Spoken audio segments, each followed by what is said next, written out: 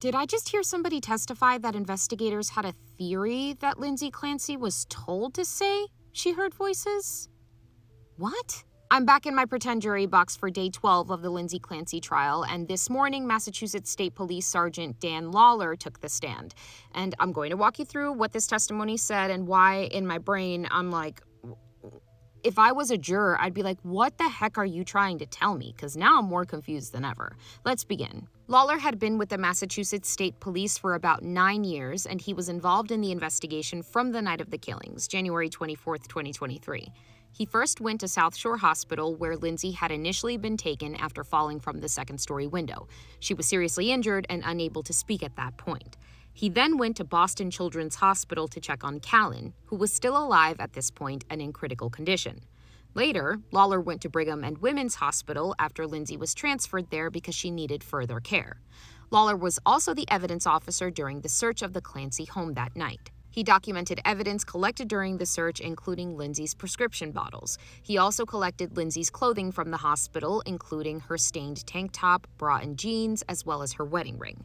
So far, pretty straightforward. Then Reddington gets up for cross-examination, and things quickly take a turn. Reddington starts asking Lawlor about Lindsay's hospitalization at Brigham and Women's. Remember, Lindsay was under police custody at this point, so access to her was restricted. Reddington had to obtain a court order just to allow psychologist Dr. Paul Zeizel to visit Lindsay in the hospital. And if you've been following this trial with me, that name matters, because Patrick Clancy previously testified about a phone call he received from Lindsay while she was hospitalized.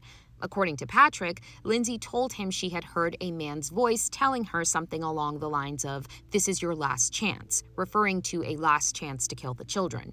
Now Reddington starts questioning Lawlor about Dr. Zeizel's visit, and then he asks whether there had been a theory that Dr. Zeizel prompted Lindsay to tell Patrick she heard voices.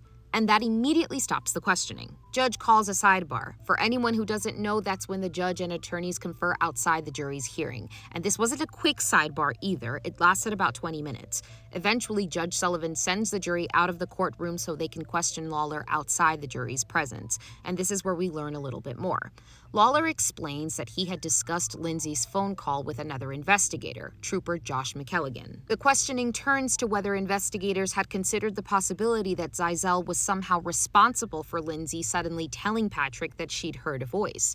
Lawlor remembers that discussion, although he doesn't seem particularly comfortable with calling it a formal investigative theory. And something important is established here. Lawlor wasn't inside the room with Lindsay and Zeizel. He didn't hear their conversation, so he has no first-hand knowledge of what Dr. Zeizel actually said to Lindsay.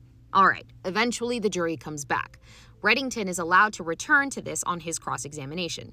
He asks Lawlor whether he and McKelligan discussed the theory that Zeizel was the reason Lindsay told Patrick she heard voices. Lawlor says yes. Then Reddington asks the question that threw this pretend juror over here for a loop. Was there any investigative basis for that theory? And Lawlor says no.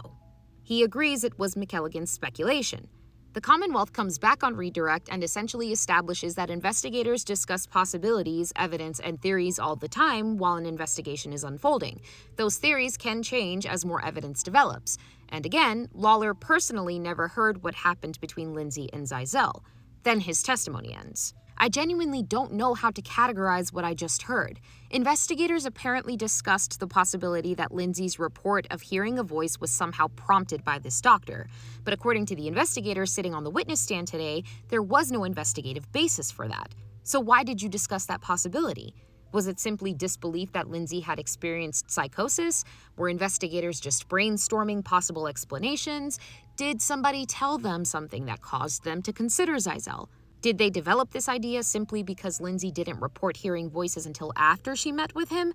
And most important to me as a juror would be, was this ever actually investigated? Because if you're going to introduce the possibility that one of the most important pieces of evidence supporting Lindsay's claim of psychosis may have originated with the psychologist who visited her after the killings, I need to know why investigators thought that in the first place. And if there was no investigative basis for it, why are we hearing about it at all? I think I understand what this line of evidence could potentially suggest, that the psychosis narrative, or at least the claim about hearing voices, may have developed after Lindsay met with the psychologist. But as a juror, I'm sorry, I think this may have seriously backfired because instead of answering my questions, it just gave me several more. Court hasn't adjourned for today. At the time of recording this video, there was a quick recess. Lindsay had become quite emotional during testimony. So I just wanted to drop this in here. I wanted to hear your thoughts. I will do a full day 12 recap, and I still owe you day 11's recap. That's going to be more of a highlight video. But yeah, let me know your thoughts. If there are any law professionals that can maybe help me understand what exactly the purpose of that was, that would be great. And like I said, like, follow, share, subscribe, do all the things so I can continue to bring you these updates. I'll catch you in the next one.